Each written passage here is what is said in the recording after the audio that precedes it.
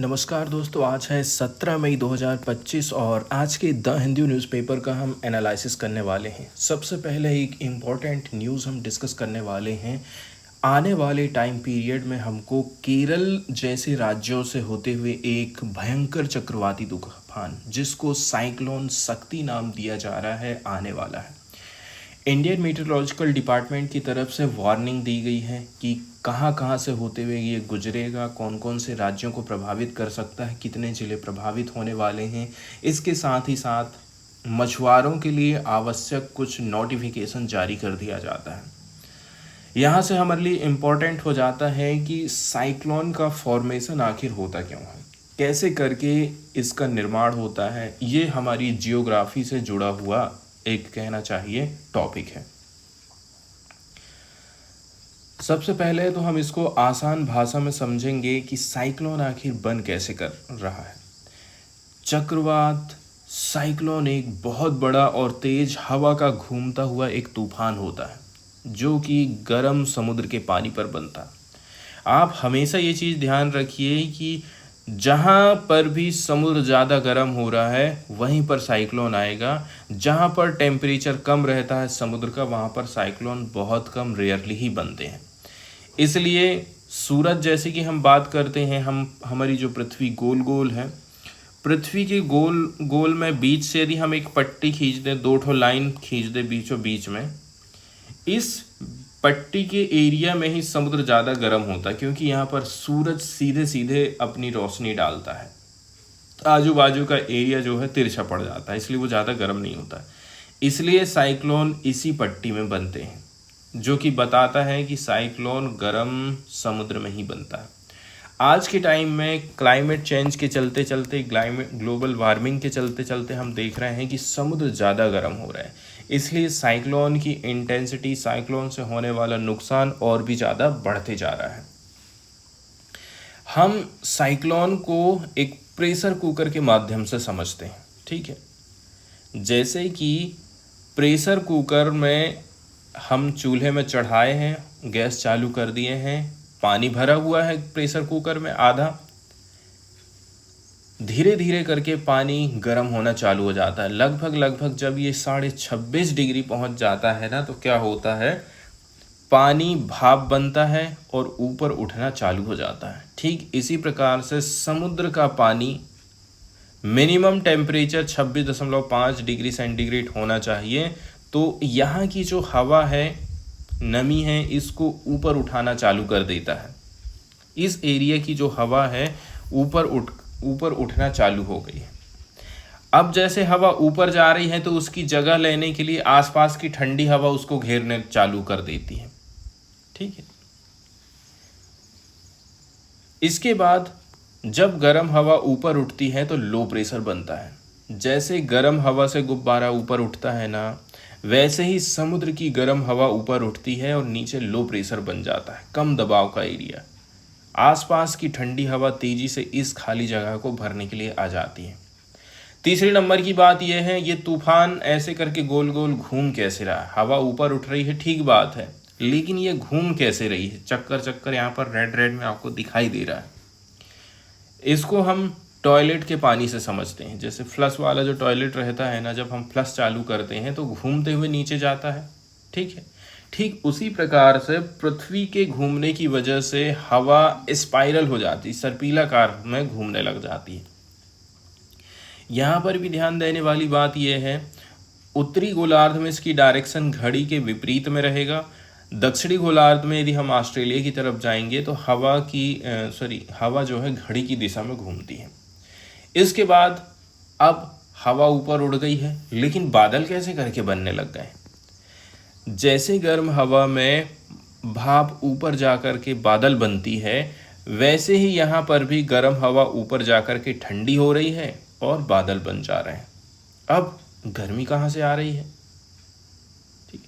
अब ऊपर भी ये भाप बन जा रही है और भी ज़्यादा। इसका क्या रीज़न है, पानी के भाप बनने में जो ऊर्जा निकल रही है वह हवा को और ज़्यादा गर्म कर देती है, जिससे तूफान और भी ज़्यादा तेज हो जाता है। इसके बाद चक्रवात धीरे धीरे करके पूरा आकार लेना चालू कर देता है। ट्रॉपिकल डिप्रेशन, ठीक है। ट्रॉपिकल डिप्रेशन मतलब हवा की जो स्पीड है ना 60 किलोमीटर प्रति घंटा से कम रहेगी। बस एक कमज़ोर घूमती हुई हवा को हम बोलते हैं ट्रॉपिकल डिप्रेशन। एक होता है ट्रॉपिकल स्टॉर्म, जब हवा की गति 63 से 118 किलोमीटर पर हावर हो जाती, जब इसको हम नाम देते हैं ट्रॉपिकल स्टॉर्म। जैसे कि ताउते और फणी साइक्लोन आया था। फिर आता है साइक्लोन या फिर हरिकेन। इसमें हवा की जो स्पीड है 119 किलोमीटर पर हावर प्लस हो जाती है। अब इसमें आँख बन जाती है, जहाँ पर एरिया शांत है लेकिन आसपास बहुत तेज़ हवाएं हमको देखने को मिलती हैं। अब बात करते हैं, ये अपने चरम स्थिति पर पहुंच गया, धीरे धीरे जा रहा है, ज़मीन की तरफ टकराना चालू कर देता है। लेकिन जैसे ही ज़मीन के साथ में ये टकराता है ना, तो इसकी इंटेंसिटी है ना वो कम हो जाती, क्योंकि इसको अब एनर्जी नहीं मिल रही है। जैसे गैस बंद हम कर दिए हैं तो प्रेशर कुकर की भाप ख़त्म हो जाएगी, वैसे ही चक्रवात के साथ होता है कि ठंडे पानी पर पहुँचते पहुँचते ये धीरे धीरे कमज़ोर हो जाता है। ज़मीन पर आने पर उसे गर्म पानी नहीं मिल पाता है, इसलिए ये धीरे धीरे ख़त्म हो जाता है। तो साइक्लोन बनने के लिए कुछ फैक्टर्स ज़रूरी होते हैं, जैसे कि गर्म समुद्र का पानी का टेम्परेचर 26.5 डिग्री सेंटीग्रेड से ऊपर होना चाहिए, यही ईंधन की तरह काम करता है। दूसरी बात, नम हवा के साथ में ये मिलेगा, ज़्यादा भाप मतलब ज़्यादा ताकत। इसके बाद कमज़ोर हवाएं, वीक विंड शेयर। अगर ऊपर की हवाएं तेज़ हो जाती हैं तो चक्रवात नहीं बन पाता है। एंड समुद्र की गहराई की बात करें तो कम से भी कम 50 मीटर गहरा पानी होना चाहिए, ताकि लगातार गर्मी उसको मिलती रहती है। अब यदि हम थोड़ा सा और भी डिटेल में देखें इस तूफान के बारे में, तो देखिए, मानसून की एंट्री के साथ ही देश भर में भयंकर चक्रवाती तूफान की दस्तक भी हो रही है, जो कि बंगाल की खाड़ी के ऊपर बन रहा है और अंडमान सागर से होते हुए मानसून के साथ केरल में ये एंट्री कर सकता है, और इसका नाम दिया गया है शक्ति। अगर चक्रवाती तूफान पूरी तरह से एक्टिव होकर आगे बढ़ेगा तो ये उड़ीसा और पश्चिम बंगाल के समुद्र तटों से टकरा सकता है। सबसे ज़्यादा प्रभावित ये दो राज्य ही होने वाले हैं। तो उड़ीसा, पश्चिम बंगाल, इसके साथ ही साथ बांग्लादेश के खुलना और चटगांव को भी खतरा हो सकता है। मिंट की एक रिपोर्ट आई है जिसमें बोला जाता है कि बांग्लादेश के मौसमी विज्ञानी मुस्तफ़ा कमाल पलास ने ही एक पोस्ट लिखकर चक्रवाती तूफान के बारे में बताया था। टाइम पीरियड के बारे में बताया जा रहा है कि ये अंडमान निकोबार सागर के ऊपर 16 से लेकर के 18 मई के बीच एक साइक्लोनिक सर्कुलेशन बनाएगा, जो कि 22 मई तक कम दबाव वाले क्षेत्र में तब्दील हो सकता है।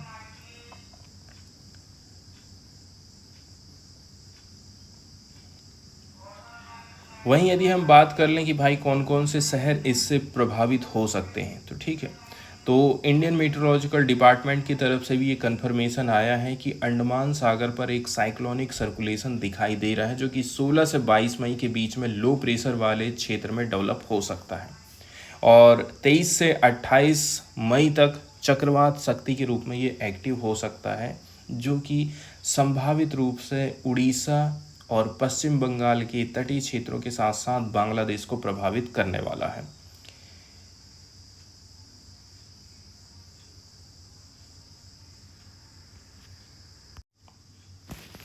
दोस्तों, अब सीधे चलते हैं एडिटोरियल वाले हिस्से की तरफ और देख लेते हैं पहले आर्टिकल को, जो कि भारत और पाकिस्तान के रिलेशनशिप को बताता है। पार्टिकुलरली अभी देखा जाए, ऑपरेशन सिंदूर जो है कुछ टाइम के लिए हाल्ट पर रखा गया है, अभी खाली पॉज किया गया है। रिज्यूम बटन कभी भी दबाया जा सकता है, उसको स्टॉप नहीं किया गया है।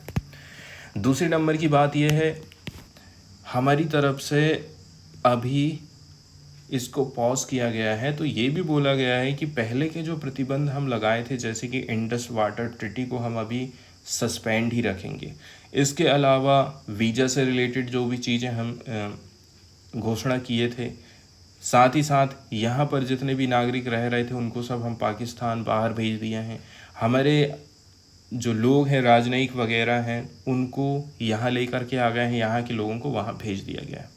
इस प्रकार से हमारी तरफ से कदम उठाए थे, तो ये कदम अभी कंटिन्यू रहने वाले हैं, ऐसा भारत की तरफ से बोला जाता है।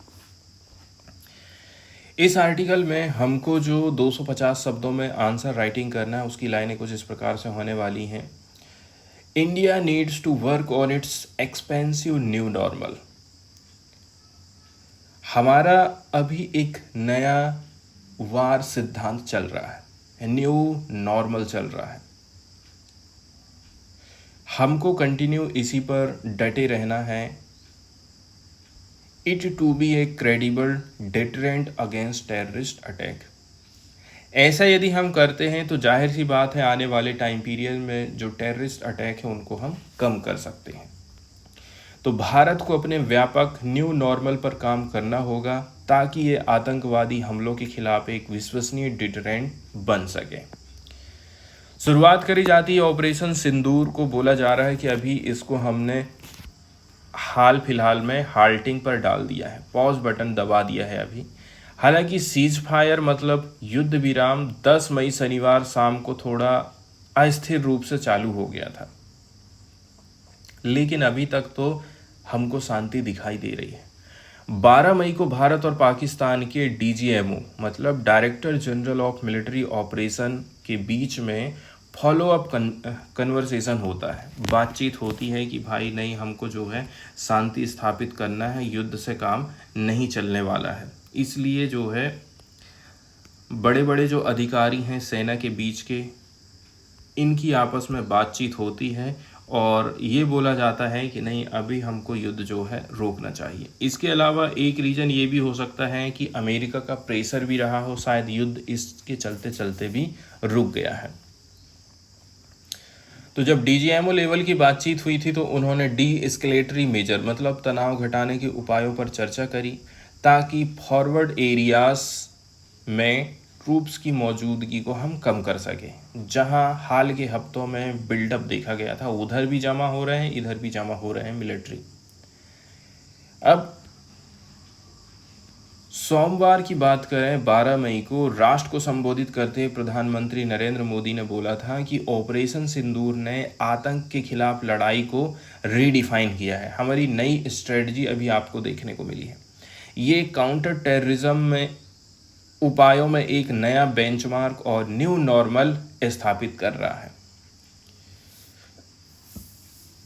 अब काइनेटिक रिटेलिएशन, उधर हमला और इधर जवाबी कार्यवाही, ये कोई नई बात नहीं है।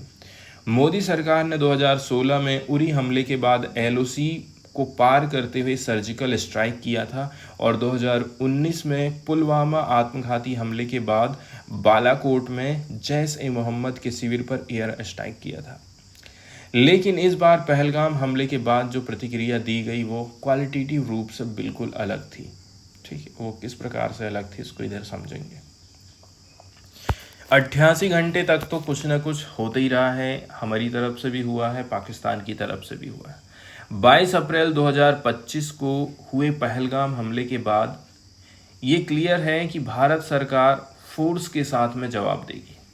अब क्वेश्चन ये था कि कब और कैसे करके देगी। इसके बाद के दिनों में जो कदम उठाए गए, जैसे कि डिप्लोमेटिक प्रेजेंस को कम करना, ट्रेड को बंद कर देना, वाघा अटारी बॉर्डर को क्लोज करना, मौजूदा वीज़ा को रद्द कर दिया जाना, इंडस वाटर ट्रीटी को स्थगित कर दिया गया, अबेयांस कर दिया गया, ये सभी एक स्ट्रॉन्ग रिस्पांस थे, लेकिन काइनेटिक रिटेलिएशन का विकल्प नहीं थे। मतलब दो तरफ से हमने इस बार पाकिस्तान के ऊपर हमला किया था। 7 मई तक, ठीक है, 7 मई तक यदि हम बात कर लेते हैं, 2 हफ्तों का यूज़ काइनेटिक रिटेलिएशन के लिए टारगेट को फाइनलाइज और हर लेवल पर डिप्लोमेटिक एंगेजमेंट को बढ़ाने में किया गया। 2019 के बाद भारतीय अधिकारियों को ये निश्चित हो गया है कि जल्दी या फिर देर से एक ऐसा टेररिस्ट अटैक तो होगा ही जो कैलिब्रेटेड मिलिट्री रिस्पांस को मजबूर करेगा। इसके लिए planning and evolving technical capabilities के अनुसार नियमित अपडेटिंग की ज़रूरत भी थी हमको। आखिरकार लगभग 2 दर्जन विकल्पों में से 9 टारगेट चुने गए थे। भारत की तरफ से हम बता रहे हैं दिल्ली और अन्य प्रमुख राजधानियों में तीव्र डिप्लोमेटिक इंगेजमेंट ने इस बात की जमीन तैयार करी कि भारत को आतंकवादियों और उनके इंफ्रास्ट्रक्चर को टारगेट करने का अधिकार है, भले ही कुछ शर्तों के साथ में। अब भारत की चुनौती ये है कि वो रेड लाइन को फिर से स्थापित करेगा, साथ ही साथ एस्केलेशन नैरेटिव को मैनेज करेगा एंड डी एस्केलेशन का विकल्प खुला रखेगा। अब हम हमारी सफलता की बात करते हैं, strategic and operational success. Normally यदि आप देखेंगे थोड़ा सा ना, तो हमें ऐसा लगता है हमने पूरी तरह से युद्ध लड़ा भी नहीं है, ज़्यादा नुकसान भी नहीं हुआ है, लेकिन सामने वाले को हम ज़रूर नुकसान पहुंचाए हैं, बिना लड़े ही हम लोग युद्ध जीत गए हैं। लेकिन दिक्कत यह है, जीतने के बावजूद भी हम कोई चीज़ हासिल नहीं कर पाए हैं। सैनिक दृष्टिकोण से देखा जाए ऑपरेशन सिंदूर तो सफल प्रतीत होता है। टारगेट को काफ़ी एक्यूरेसी के साथ में हम निशाना बनाए थे। पाकिस्तान की रिटेलिएटरी रिस्पॉन्स लिमिटेड रही और मुख्य रूप से देखा जाए तो ये सिंबॉलिक थी। मतलब ये एक संयमित और मजबूत संदेश हम दिए हैं टेररिस्ट लोगों को। सिक्योरिटी एस्टेब्लिशमेंट ने ये दिखा दिया है कि वो पाकिस्तान में स्थित आतंकवादी समूहों की क्षमता को डिग्रेड कर सकता है और निकट भविष्य में किसी और बड़े हमले की संभावना को लिमिटेड कर देगा। डिप्लोमेटिकली भारत को काफ़ी हद तक अंतर्राष्ट्रीय समझ और समर्थन भी मिला था। इस्लामाबाद में पाकिस्तान ने दबाव जरूर बनाया, इसके बावजूद भी ऑर्गेनाइजेशन ऑफ इस्लामिक कोऑपरेशन ने कोई कड़ी निंदा नहीं जारी करी थी। एंड 10 मई को ऑर्गेनाइजेशन ऑफ इस्लामिक कोऑपरेशन के द्वारा बयान जारी किया गया था। ये एक फॉर्मूलिक और नॉन कमिटल था, मतलब स्पष्ट प्रतिबद्धता इसमें हमको नहीं देखने को मिली थी। अब कुल मिलाकर के देखा जाए भारत के लिए तो सारी चीज़ें एक प्रकार से कहना चाहिए पॉजिटिव ही है। हमको पॉजिटिव रिजल्ट ही देखने को मिला है अभी तक। लेकिन फिर भी जो असली परीक्षा ये है कि क्या ऑपरेशन सिंदूर ने भारत की डिटरेंट क्रेडिबिलिटी में योगदान दिया है कि नहीं दिया है। क्या इसने रावलपिंडी को अपनी रणनीति पर पुनर्विचार करने के लिए मजबूर किया है कि वो पाकिस्तान को फंडिंग बंद करे, उनको सपोर्ट देना बंद करे। क्या पाकिस्तानी सेना अब टेररिज्म के इस्तेमाल के कॉस्ट बेनिफिट एनालिसिस को फिर से विचार करेगी। एक और क्वेश्चन खड़ा होता है कि क्या इसने पाकिस्तान और पीओके में टेरर इंफ्रास्ट्रक्चर को और भी ज़्यादा वल्नरेबल बना दिया है कि भारत कभी भी आकर के हमला कर देगा, ऐसा संदेश गया है कि नहीं गया है। अब यहाँ पर हमको एक नए किस्म का कहना चाहिए नॉर्मल देखने को मिला है। सामान्य व्यवहार हमारा बदल गया है। डिटरेंस को कंटिन्यू रखने के लिए, साथ ही साथ आतंकवाद को पाकिस्तान के लिए एक एक्सपेंसिव टूल बनाने के लिए भारत को अपने न्यू नॉर्मल को और भी ज़्यादा मजबूत करने की ज़रूरत है। ऐसा हम क्यों बोल रहे हैं? ताकि कोई युद्ध जैसी स्थिति बनना या फिर साइकिल ऑफ वायलेंस पैदा ना हो, बल्कि हर बार किसी आतंकवादी हमले के बाद रावलपिंडी को कॉस्ट चुकाना पड़े, ये आप सुनिश्चित करिए। इसमें जहां काइनेटिक मिलिट्री ऑप्शंस, मतलब सैन्य प्रतिशोध, सेना के माध्यम से बदला तो लेना ही है, बल्कि इसको और कंटिन्यू रखना है। फाइनेंशियल, डिप्लोमेटिक, सोशल मीडिया के टेक्निकल टारगेटिंग और state and non state actors को सार्वजनिक रूप से आप उजागर करिए, दुनिया को लेकर के दुनिया को दिखाइए। ये सब रूटीन अभ्यास में हमारे शामिल होना चाहिए। तो कुल मिलाकर के आप ये देखेंगे ना, ऑपरेशन सिंदूर तो बस एक शुरुआत है और ये वर्क इन प्रोग्रेस है। सरकार को जनता को ये बताना चाहिए कि ये अभियान किसी का अंत नहीं बल्कि उसकी शुरुआत है। इसलिए सस्टेन्ड नेशनल एफर्ट्स ज़रूरी है। सरकार, हमारी सशस्त्र बल, हमारी खुफिया एजेंसी जैसे NIA है, diplomatic corps and civil society, सभी को मिलकर के हमें काम करना चाहिए। यही एकमात्र तरीका है जिससे आतंकवाद की टॉक्सिटी को, जहर को हम ख़त्म कर सकते हैं। चलिए आगे चलते हैं दोस्तों और देख लेते हैं नेक्स्ट वाले एडिटोरियल को, जो कि बात करता है भारत में भूखमरी और कुपोषण की समस्या से रिलेटेड। 250 शब्दों में जो हमको आंसर राइटिंग करना है, उसकी लाइनें कुछ इस प्रकार से होने वाली हैं। Empowering women financially. बात एकदम क्लियर हो गई है कि महिलाओं को, लड़कियों को फाइनेंशियली तौर पर हम कैसे करके एम्पावर कर सकते हैं। यदि हम ये कदम उठा लेते हैं तो आगे चल कर के भूखमरी और कुपोषण को कम किया जा सकता है। क्योंकि आज जो लड़की पढ़ाई कर रही है, आने वाले टाइम पीरियड में वो बड़ी होकर के शादी होगी, माँ बनेगी और उसके बच्चे होंगे।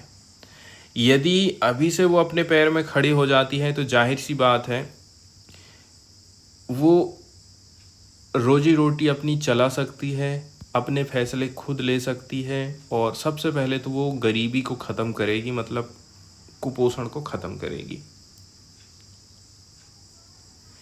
इसके साथ ही साथ फिर भूखमरी की भी समस्या कम हो जाएगी। इसलिए यहाँ पर दोनों चीज़ों को एक साथ में देखा गया है, दोनों चीज़ों को एक साथ में जोड़ा जाता है। भारत सरकार की अभी एक योजना के बारे में आपने सुना होगा कि भारत सरकार अभी प्रधानमंत्री गरीब कल्याण अन्न योजना को कंटिन्यू रखेगी। कोरोना से लेकर के अभी तक वो कंटिन्यू चल ही रही है। क्यों चला रहे हैं? जब आप बोलते हैं कि हमारे देश में ना तो भूखमरी है, ना तो हमारे देश में कुपोषण है, तो फिर उस योजना को चलाने का क्या फ़ायदा है? वो स्कीम बताती है कि नहीं, भारत में अभी भी स्थिति खराब है। हम दुनिया को अनाज एक्सपोर्ट करते हैं और अपने ही देश में यदि देखा जाए तो विरोधाभास वाली स्थिति हमको दिखाई देती है।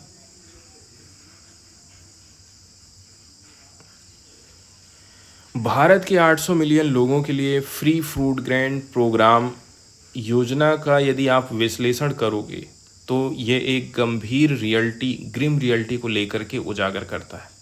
वो बताता है कि हंगर और माल न्यूट्रिशन आज भी एक प्रेसिंग कंसर्न है, गंभीर चिंता है। फिर भी भारत की कुपोषण के खिलाफ लंबी लड़ाई में वुमेन एंड गर्ल्स सबसे अधिक ओवरलुक्ड सेक्शन के अंतर्गत आती हैं। मतलब जब भी कोई पॉलिसी बनाती है तो ना तो पॉलिसी बनाने की टीम में वो महिलाएं बैठेंगी और ना ही उनके बारे में कोई ध्यान दिया जाएगा। स्टेडी इकोनॉमिक प्रोग्रेसेस, हम चाहते हैं कि हमारे देश की इकोनॉमी लगातार प्रगति करे। इसके अलावा बहुत सारी जो वेलफेयर स्कीम्स होने के बावजूद भी न्यूट्रिशनल इनइक्वालिटी अब भी गहराई से जेंडर्ड रूप में बनी हुई है, मतलब लैंगिक रूप से असमान है। 2018 में चालू करी गई थी स्कीम पोषण अभियान, जिसका नाम रखा गया प्रधानमंत्री पोषण अभियान, जिसका उद्देश्य था माल न्यूट्रिशन फ्री इंडिया, भारत को कुपोषण से मुक्त करना है। विशेष रूप से जो प्रेग्नेंट वुमेन रहती हैं, इनमें कुपोषण की समस्या को हमको ख़त्म करना था। लैक्टेटिंग मदर्स मतलब दूध पिलाने वाली महिलाएं, एडोलसेंट गर्ल्स मतलब किशोरी लड़कियां, एंड यंग चिल्ड्रन इसमें शामिल थे। लेकिन रियलिटी ये है कि 2025-2026 आने वाले टाइम में भी स्टार्क डिस्पैरिटीज़ बनी हुई हैं। इसको ख़त्म करना ज़रूरी है। नेशनल फैमिली हेल्थ सर्वे 5 की तरफ यदि आप जाएंगे ना, तो ये बताता है कि 15 से 49 एज की आयु वर्ग की 57% वुमेन्स एनीमिया का शिकार है, जबकि पुरुषों में मात्र 26% है। एनीमिया मतलब खून की कमी। लगभग हर 5 में से 1 महिला कम वजन वाली है। दूसरे शब्दों में भारत में महिलाएं पुरुषों की तुलना में कहीं ज़्यादा मालनरिज्ड होने की संभावना रखती हैं। ये आंकड़े बताते हैं कि हम पोषण को एड्रेस करने में स्ट्रक्चरल फेल्योर्स कर रहे हैं, संरचनात्मक विफलता हमसे हो रही है। हालांकि हमने बहुत सारी योजनाओं को मिला करके पोषण 2.0 स्कीम बनाई थी। इसमें काफ़ी मात्रा में हम लोग इन्वेस्टमेंट भी करे थे, फिर भी नीडल हैज़ नॉट मूव्ड, मतलब स्थिति जैसी की वैसी ही है। खास करके महिलाओं के लिए इस चीज़ को सुधारना ज़रूरी है। अब पोषण अभियान की यदि हम बात करते हैं तो वास्तव में पोषण अभियान भारत का सबसे बड़ा न्यूट्रिशन प्रोग्राम है और इसका बजट भी काफ़ी बड़ा है। 2022-23 में ministry of women and child development की तरफ से 24,000 करोड़ रुपया सक्षम आंगनवाड़ी कार्यक्रम, एंड पोषण 2.0 के लिए दिया गया, लेकिन दिसंबर 2022 तक केवल 69% फंड का ही यूटिलाइजेशन किया गया है। इतना खर्चा होने के बावजूद भी महिलाओं में एनीमिया की दर 53% से बढ़कर के 57 हो गई है और लगभग 18.7% वुमेन अब अभी भी अंडरवेट की कैटेगरी में आती हैं। यहाँ पर हमको एक प्रकार से विरोधाभास दिखाई दे रहा है कि सिर्फ रिसोर्सेस जंप करना किसी वुमेन सेंट्रिक न्यूट्रिशन स्कीम में पर्याप्त नहीं होता है। भारत के कई सारे घरों में, हाउस होल्ड्स में, खासकर के गरीब घरों में महिलाओं की न्यूट्रिशनल नीड्स सच में लास्ट इन लाइन होती, सबसे आखिर में। एंट्रेंच कल्चरल नॉर्म्स मतलब गहरी जड़ जमाए हुए हमारे जो सांस्कृतिक नियम होते हैं अक्सर ये बताते हैं कि जब भोजन की कमी होती है ना, तो महिलाएं और लड़कियां लीस्ट एंड लास्ट में खाती हैं। ये डेली की ही बात है। सबसे पहले घर के पुरुष लोगों को खाना दिया जाता है, इसके बाद बच रहा है कि नहीं बच रहा है उसके बाद ही महिलाओं को खाने का मौका मिलता है। ये हमारी कल्चर है। गांव देहात में तो ज़्यादातर यही चलता है। इसलिए कुपोषण सिर्फ एक बायोमेडिकल या फिर फूड सप्लाई समस्या नहीं है, ये एक सोशल जस्टिस इशू भी है। अगर किसी महिला के पास में इकोनॉमिक इंडिपेंडेंस या फिर डिसीजन मेकिंग की ताकत नहीं है तो उसका अपने डाइट और हेल्थ के ऊपर कंट्रोल बहुत कम हो जाता है। यहाँ तक कि सरकारी डेटा भी इस कड़ी को अंडरस्कोर करते हैं। जैसे नेशनल फैमिली हेल्थ सर्वे 5 में बताया जाता है कि 49% वुमेन ये नहीं तय कर पाती हैं कि उनकी खुद की अर्निंग कैसे करके खर्चा करी जाए। मतलब वो कमा तो रही है लेकिन खर्चा सास ससुर या फिर पति की मर्जी से ही वो कर पाएंगी। ये फाइनेंशियल डिपेंडेंस अक्सर कंप्रोमाइज न्यूट्रिशन में बदल जाती है, जो कि जेंडर बेस्ड डिप्रिवेशन का नतीजा होता है। बहुत सारे स्टडीज सामने आई हैं जिसमें ये पता चलता है कि महिलाओं को फाइनेंशियली एम्पावर करना न्यूट्रिशन इम्प्रूव करने का सबसे ज़्यादा इफ़ेक्टिव तरीका है। एग्जाम्पल के तौर पर नोबेल ल्यूरेट एस्थर डफलो ने पाया है कि जब महिलाओं के पास एक्स्ट्रा इनकम होती है एक्स्ट्रा इनकम को कंट्रोल करने की पावर होती है तो वो उसको पोषण और चिल्ड्रंस वेलबींग में खर्चा ज़्यादा करती हैं।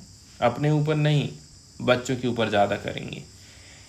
एक स्टडी जो हमने लो इनकम कम्युनिटीज़ में करी उसमें हम ये पता लगाए हैं कि जिन महिलाओं के पास में मोडेस्ट इंडिपेंडेंट इनकम मतलब थोड़ी सी जेब में पैसा है या फिर हाउस होल्ड स्पेंडिंग पर कंट्रोल है, वे अंडर नरिश्ड होने की संभावना में कहीं कम थी।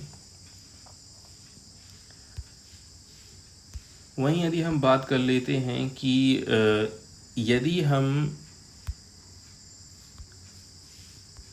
यदि हम बात कर लेते हैं महिलाओं में कुपोषण जो है ना एक प्रकार से न्यूट्रिशन पजल बन करके रह रही है। जो कि मिसिंग पीस है वो क्या है, वो महिलाओं की इकोनॉमिक एंड सोशल एम्पावरमेंट है। महिलाओं के एम्प्लॉयमेंट की स्थिति दिखाती है कि फीमेल लेबर फोर्स पार्टिसिपेशन 2017-18 में बढ़कर के 23% हुआ, 2021-22 में ये बढ़ा तो 33% हो गया। कागज़ पर ये एक पॉजिटिव शिफ्ट दिखा रहा है, लेकिन ज़्यादातर working women insecure low paying job कर रही हैं। किसी के यहाँ झाड़ू पोंछा लगाने के लिए जा रही हैं, कहीं कोई प्राइवेट काम में लगी हुई हैं जिसमें कोई सोशल सिक्योरिटी नहीं, कहीं मनरेगा में जा रही हैं तो कहीं ईंटा गारा के काम में लगी हुई हैं। पीरियडिक लेबर फोर्स सर्वे के अनुसार 2021-22 में केवल 5% वर्किंग वुमेन के पास रेगुलर सैलरीड जॉब थी, नियमित वेतन वाली नौकरी, जबकि 20% सेल्फ एम्प्लॉयड थी। मतलब ज़्यादातर स्मॉल स्केल या फिर इनफॉर्मल एक्टिविटीज़ में वो लगी हुई हैं, सब्जी बेच रही हैं, कहीं कुछ सामान बेच रही हैं। इसके अलावा सेल्फ एम्प्लॉयड वुमेन औसतन 53% कम कमा रही हैं उसी तरह के काम में पुरुषों की यदि आप तुलना करोगे तो। असल में कई महिलाएं जो काम करती हैं ना, वे मुश्किल से जीने लायक ही कमा पाती हैं और उनका एम्प्लॉयमेंट उन्हें डिसीजन मेकिंग पावर या फिर investment in their nutrition and wellbeing में नहीं दे पाता है। दिक्कत ये यहाँ पर खड़ी हो जाती है। लास्ट में वे फॉरवर्ड में बात बोली जाती है कि यदि हम चाहते हैं कि इम्प्रूवमेंट करें न्यूट्रिशंस आउटकम में, स्पेशली अमंग वुमेन की बात करें, तो इसके लिए जैसे पोषण जैसी जो स्कीम है इनको इम्प्लीमेंट किया जाना चाहिए। ठीक है, इसमें चीज़ों को एक करने की, इंटीग्रेट करने की ज़रूरत है। ठीक है, जैसे कि व्यापक जो महिला सशक्तिकरण कार्यक्रम होते हैं उनके साथ में हमें इसको इंटीग्रेट करना चाहिए। इसमें शामिल हों जैसे कि आर्थिक स्वतंत्रता बढ़ाना, निर्णय लेने की क्षमता बढ़ाना, ये सारे डिसीजन, ये सारी चीज़ों को शामिल करना ज़रूरी है। पोषण में यदि हम वास्तविक सुधार लाना चाहते हैं तो हमें केवल इकोनॉमिक बैरियर के ऊपर काम नहीं करना है, बल्कि सोशल वंश, जो सामाजिक बाधा है, उनको भी तोड़ना चाहिए। जो महिलाओं को अच्छा खाने से रोक रही हैं, अपनी सेहत को प्राथमिकता देने से रोक रही हैं, इन चीज़ों को हटाना भी ज़रूरी है। केवल तब जब किसी महिला के पास में जेब में पैसा हो और अपनी भलाई में निवेश की आज़ादी हो, तभी हम hope to see a truly nourished India, एक सच्चे अर्थ में पोषित भारत की आशा कर सकते हैं। अभी हाल फिलहाल में देखा जाए दोस्तों, इंटरनेशनल मॉनेटरी फंड न्यूज़ में रहा है। पार्टिकुलरली पाकिस्तान को आईएमएफ की तरफ से फंड प्रोवाइड करी गई है, जिसके चलते चलते ये न्यूज़ में रहा है। एक जो इम्पोर्टेंट टर्म हमारे लिए है वो ये है एक्सटेंडेड फंड फैसिलिटी। जैसे कि नाम से ही क्लियर हो गया है, फंड फैसिलिटी को एक्सटेंड कर दिया जा रहा। तो जो executive board of international monetary fund है उसने डिसाइड किया है कि हम अलाउ करेंगे एक इमीडिएट डिसबर्समेंट ऑफ 1 बिलियन, लगभग 8,500 करोड़ रुपया, $1 बिलियन पाकिस्तान को दिया जाएगा। ये जो डिसबर्सल किया जा रहा है as a part of IMF का एक्सटेंडेड फंड फैसिलिटीज़ स्कीम के अंतर्गत है। इसी को यहाँ पर हम समझने की कोशिश करेंगे कि एक्सटेंडेड फंड फैसिलिटीज़ आखिर होती क्या है। एग्जाम्पल के तौर पर देखा जाए, आपके पास एक दुकान है जो कि घाटे में चल रही है। घाटा क्यों हो रहा है? सबसे पहले यदि इस चीज़ का एनालिसिस किया जाएगा तो पता चलता है कि आप पुराने तरीके से काम कर रहे हैं, हाथ से हिसाब किताब भी कर रहे हैं, कर्जा बढ़ते जा रहा है, ग्राहक कम हो गए। अब आप आईएमएफ से मदद मांगने के लिए जाएंगे तो बैंक बोलेगा हम आपको लोन देंगे, लेकिन आपको दुकान को मॉडर्न बनाना होगा, कंप्यूटर लगाओ, नए प्रोडक्ट डालो और खर्चा कम करो। यही ईईएफ है, मतलब लंबे समय के लिए लोन, लेकिन सुधार की शर्तें रहती हैं। ईईएफ के जो मुख्य बिंदु होते हैं, जैसे कि किसके लिए ये दिया जाता है, जिन देशों को लंबे समय से आर्थिक दिक्कतें चल रही हैं जैसे कि पाकिस्तान, श्रीलंका, उनको ये पैसा दिया जाता है। एग्जाम्पल के तौर पर पाकिस्तान को ईएफ मिला है क्योंकि उसका निर्यात कम हो गया है, कर्जा ज़्यादा हो गया है, टैक्स सिस्टम कमज़ोर हो गया है। क्यों ज़रूरी है?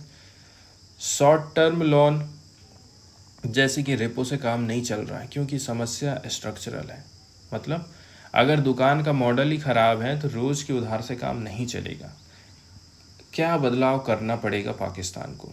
टैक्स को बढ़ाना पड़ेगा, सरकारी खर्चा को घटाना पड़ेगा, बैंकिंग सिस्टम को ठीक करना पड़ेगा, मतलब एनपीओ को कम करना पड़ेगा।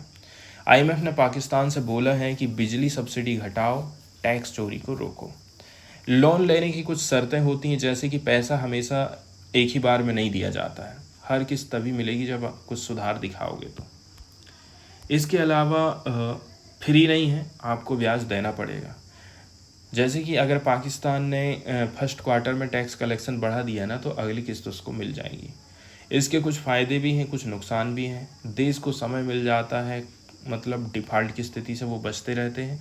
नुकसान ये रहता है कि जनता पर बोझ बढ़ जाता है, महंगाई बढ़ती है, सरकारी नौकरियां घट जाती हैं।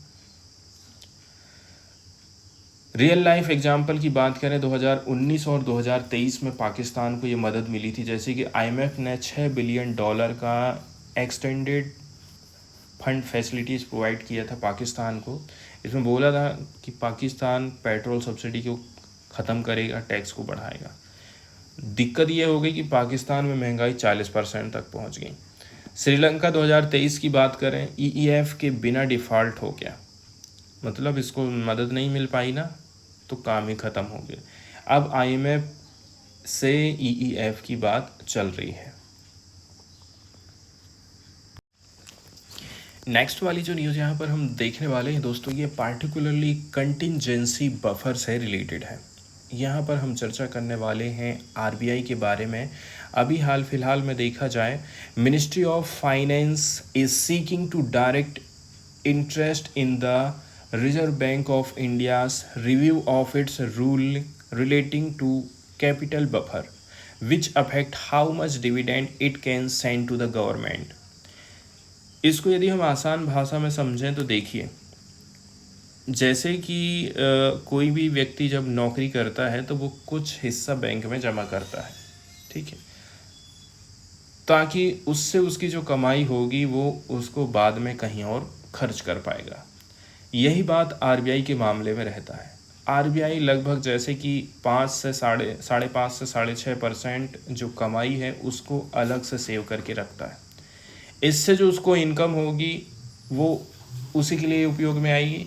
लेकिन दिक्कत वाली बात यह होती है कि RBI का मालिक है गवर्नमेंट ऑफ इंडिया, तो इसमें से कुछ पैसा कहाँ जाता है, सरकार के पास में जाता है, सेंट्रल गवर्नमेंट के पास में जाता है। RBI भी ऐसा ही करता है, अपने कुल पैसे मतलब बैलेंस शीट का लगभग 5.5 से 6.5% हिस्सा कंटेंजेंसी रिस्क बफर के रूप में अलग रखता है। ये उसका इमरजेंसी फंड होता है। सरकार कह रही मुझे डिविडेंड चाहिए, मुझे उसका हिस्सेदारी चाहिए। जैसे कंपनी का मालिक प्रॉफिट में हिस्सा लेता है ना, वैसे ही RBI का मालिक भारत सरकार होती है। RBI जो भी एक्स्ट्रा कमा रही है उसका एक हिस्सा सरकार को डिविडेंड के रूप में जाता है। सरकार इसका कहाँ यूज करेगी, बजट में, सब्सिडी देने में या फिर कर्जा चुकाने में। अभी क्या चल रहा है, RBI अपने नियम कानूनों की समीक्षा कर रहा है जनवरी 2024 से कि इमरजेंसी फंड कितना होना चाहिए। अभी तो 5.5 से 6.5% रहता है। दूसरी बात, सरकार को कितना पैसा देना है। वित्त मंत्रालय भी अपनी अलग से दिमाग लगा रिपोर्ट बना रहा है कि वो RBI के ऊपर ज़्यादा दबाव बना सके ताकि ज़्यादा हमारी जेब गर्म हो सके। झगड़े की जड़ क्या है, RBI कहता है हमें बफर ज़्यादा बनाना है, लेकिन वो पैसा ज़्यादा देना भी नहीं चाहता। क्यों बफर ज़्यादा, कोविड-19 युद्ध जैसी स्थिति पर हमारे पास पैसा हो। सरकार कह रही है कि हमें आप ज़्यादा हिस्सेदारी दो ताकि हम बजट में खर्चा करेंगे। असल ज़िंदगी में इस प्रकार के झगड़े भी हुए हैं 2018-19 में। उस टाइम में तो ऐसा हो गया था कि उर्जित पटेल जो RBI के गवर्नर थे उन्होंने इस्तीफा दे दिया था। 2024 में वही गेम हमको देखने को मिल रहा है।